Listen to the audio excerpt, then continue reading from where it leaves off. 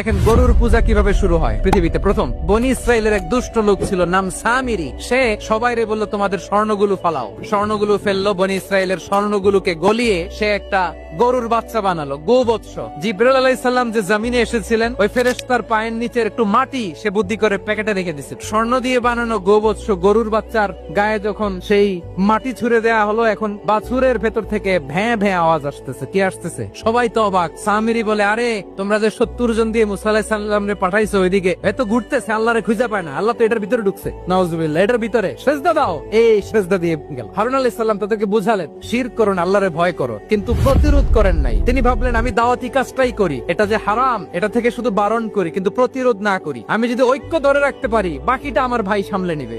এই ঘটনা থেকে শিক্ষা কি? শিক্ষা হচ্ছে আপনি শিরকের আড্ডাখানা দেখলেও বৃহৎ স্বার্থে তাওহীদের দাওয়াত দিবেন, প্রয়োজনে আপনি ঐক্য নষ্ট করবেন না। সুবহানাল্লাহ পড়বেন না?